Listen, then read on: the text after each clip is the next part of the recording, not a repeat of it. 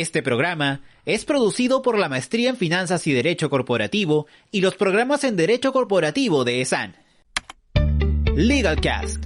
Conversaciones sobre las últimas noticias y normas del derecho tributario, corporativo, digital, administrativo y laboral, con destacados expertos del sector en el Perú.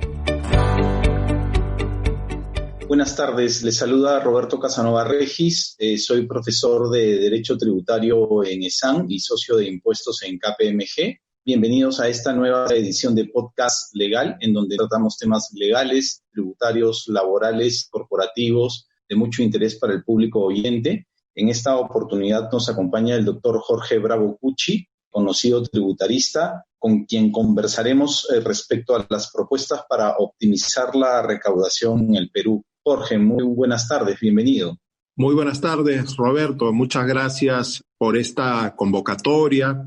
Saludo esta iniciativa de ESAN de abrir espacios para intercambiar opiniones a nivel jurídico y tributario en particular, ¿no? En esta interesante oportunidad que se nos presenta. Así que a disposición tuya para intercambiar ideas, Roberto.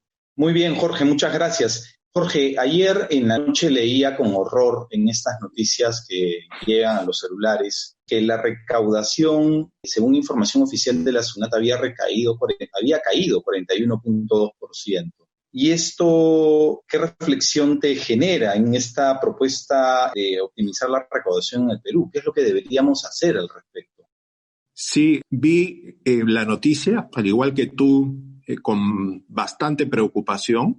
Era, sin embargo, algo que yo esperaba que ocurra, debido a que la pandemia nos ha impactado a nivel global y en particular a nivel Perú en todos los estratos de nuestras economías, ¿no? La economía empresarial y la economía familiar también, ¿no? Y cuando esto ocurre, inmediatamente los tributos, que son los ingresos que tiene pues el Estado para su funcionamiento y los más importantes, definitivamente se reducen, ¿no? Así que bueno, es una realidad, ¿no? Perú enfrenta esta realidad y tenemos que mirar hacia adelante respecto a cómo hacemos para incrementar esa recaudación perdida, ¿no?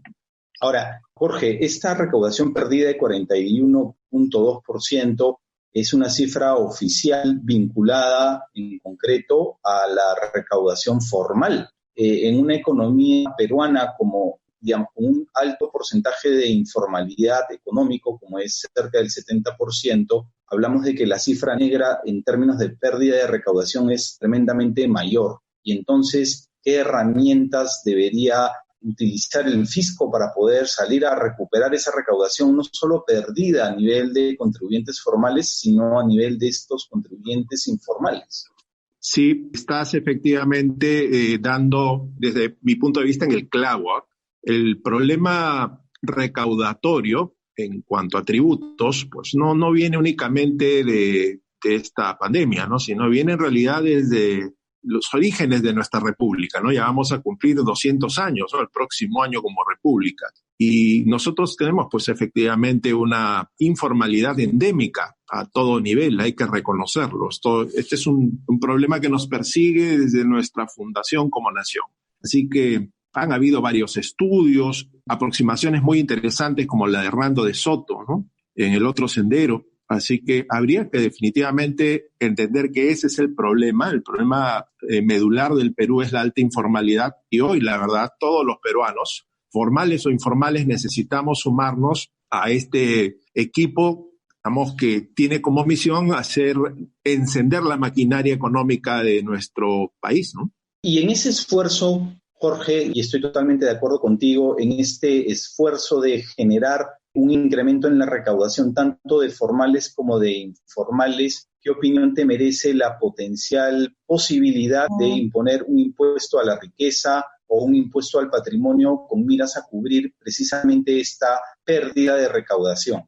Bien, yo creo que un impuesto al patrimonio no sería en este momento el mejor camino, ¿no? He oído mucho hablar de hacer uso de esta expresión impuesto a la riqueza, que yo creo que es redundante porque, como tú bien lo sabes, todo impuesto grava en sí la riqueza, sea esta renta, consumo o patrimonio. Es decir, impuesto a la riqueza es redundar un poco en el propio objetivo de un impuesto que es la riqueza, ¿no? Pareciera ser que aquí hay dos caminos distintos, ¿no? El Congreso creando un vehículo para crear un impuesto al patrimonio, pero vamos a aplicar un impuesto al patrimonio del sector formal que es bastante pequeño y que encima está enfrentando una crisis importante. Yo no creo que ese sea el camino para generar una gran recaudación. Y por otro lado tenemos un impuesto a la riqueza, entre comillas, traducida en la renta, que se pretende alcanzar a través de fórmulas del Poder Ejecutivo, que imponen un mayor gravamen a aquellos que tienen mayores fortunas, ¿no? Que en realidad son pocos también, ¿no? Si uno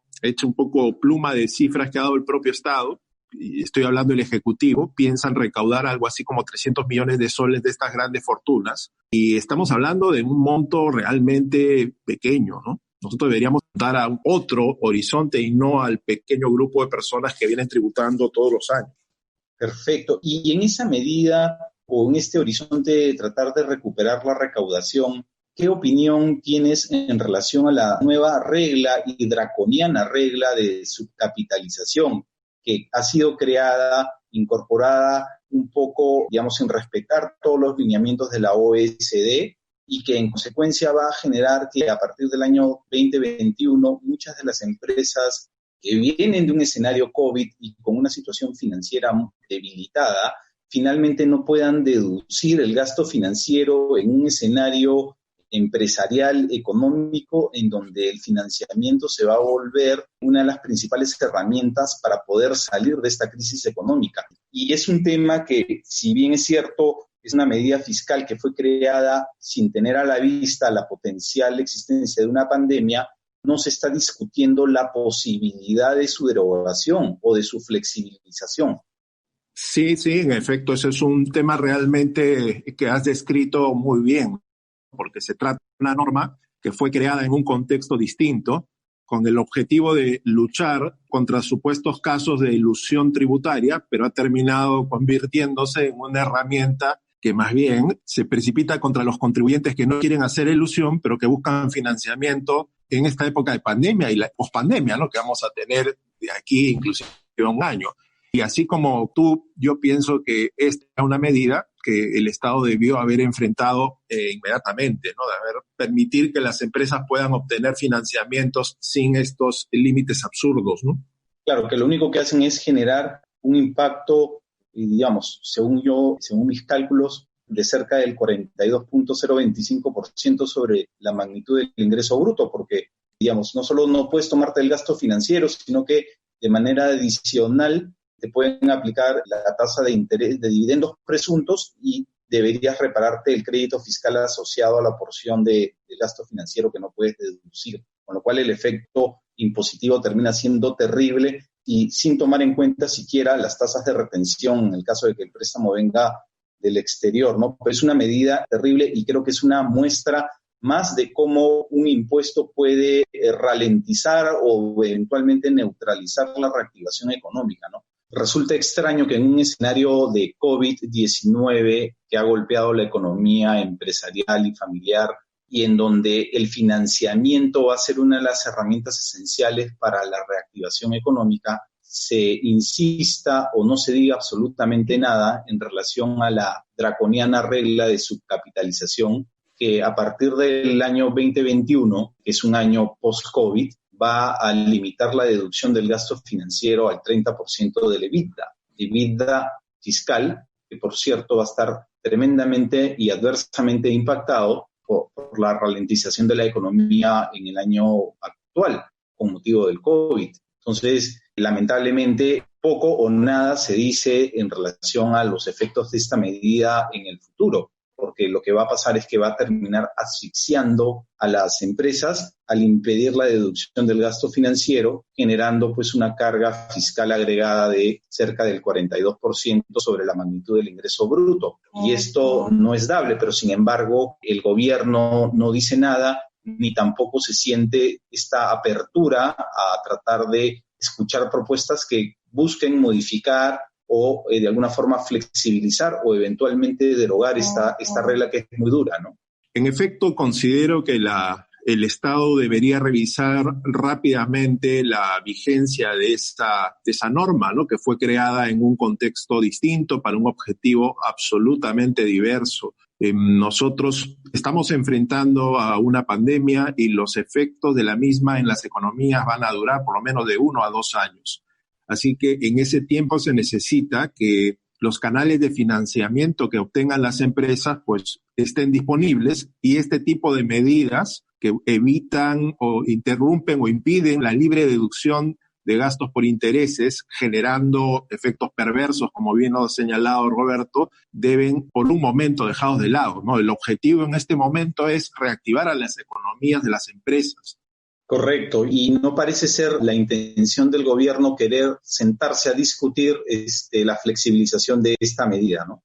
Sí, yo pienso en efecto que quizás, ¿sabes qué, Roberto? Lo que podría estar ocurriendo es que el Estado está en este momento mirando el horizonte inmediato de la pandemia y es probable que no hayan medido el impacto de esta medida de la subcapitalización en el 2021 y 2022. Entonces, espacios como estos deben servir para generar la atención del Estado y que comprendan que no es una medida conveniente, ¿no? Tiene que ser dejada sin efecto.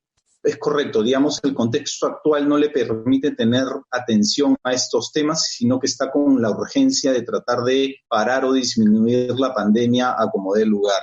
Perfecto. Agradecemos la participación del doctor Jorge Bravo Cuchi en este programa organizado por ESAN llamado LegalCast. Hasta otra oportunidad. Muchas gracias.